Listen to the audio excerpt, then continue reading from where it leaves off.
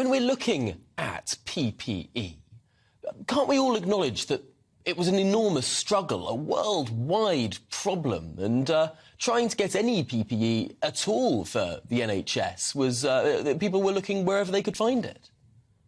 No, that's just that doesn't wash. The idea that it was a crisis time and everybody was sort of flailing around.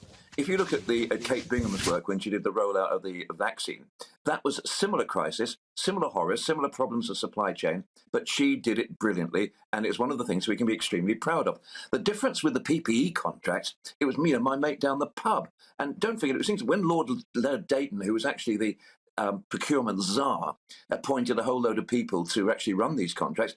We don't know who they are. The government has refused freedom of information requests to even find out who on earth these cronies are. So I think what's interesting about the present time is that Matt Hancock is trying to get his retaliation in first on this one, because he was the man on the bridge at the particular time, and he is the person ultimately with whom the buck stops. There's an inquiry starting, as you well know, and that inquiry will almost certainly cast a light into some of the murky shadows and the dusky recesses here. But Hancock is actually getting his retaliation in now. The book that he's written with Isabel Oakeshott, who is an extremely professional, very good journalist, implies that he was working his nuts off 23 hours a day, flogging himself to death.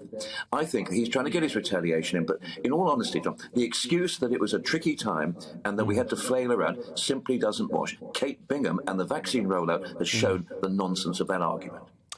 Let me read you a little bit of a letter sent by Rachel Reeves to Michael Gove, her then opposite number, in April 2020. It was very nice mug, by the way, Stephen.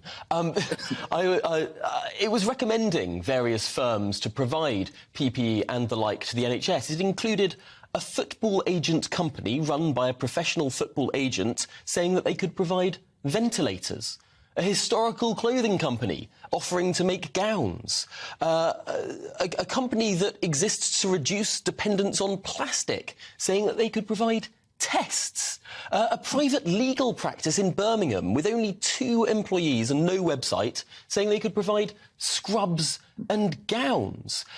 This was a very odd sort of eclectic list cobbled together by the Labour Party and sent across to the Conservative Party. How is that any different?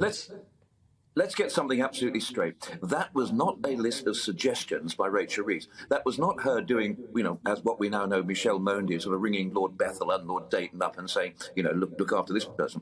This was a list of names of people who had contacted Rachel Reeves and said, may we be considered for this? Now, why they didn't contact Lord Bethel or Lord Dayton or the freewheeling Boris Johnson is entirely their business. But the fact is, she did what I would have done as an MP. If somebody had contacted me, I would have said, I'm not in a position to award contracts.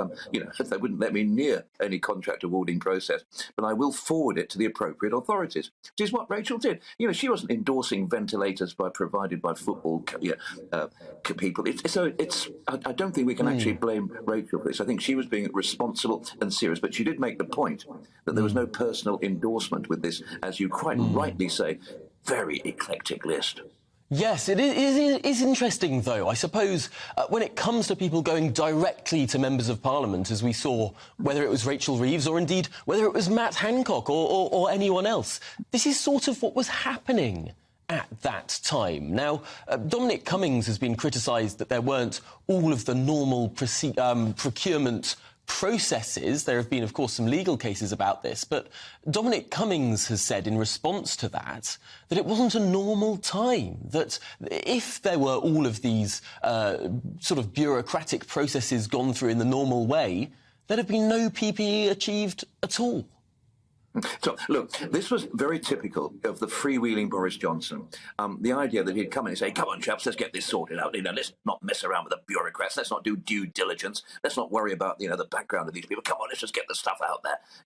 It was freewheeling. There was no due diligence. And it was, frankly, it was unworthy of a serious British government. But the point I'll make, and I've made it before, is that if you actually look at the vaccine rollout, which was done professionally, with due diligence, seriously, with scientific advice, and properly researched, and was an astounding success. And fair play, credit to those Conservative ministers who were responsible at the time. But look at that, compare that with PPE, and I'm sorry, if you're going to actually say that one is chaos and that overrules due diligence, then what about the other? Kate Bingham was a success. Michelle Mone, well, she's a success as far as her own bank manager is concerned, and the rather opaque and distant trail of bank accounts dotted around the world, which it involved her own bank actually reporting it to the government because of suspicions of money laundering.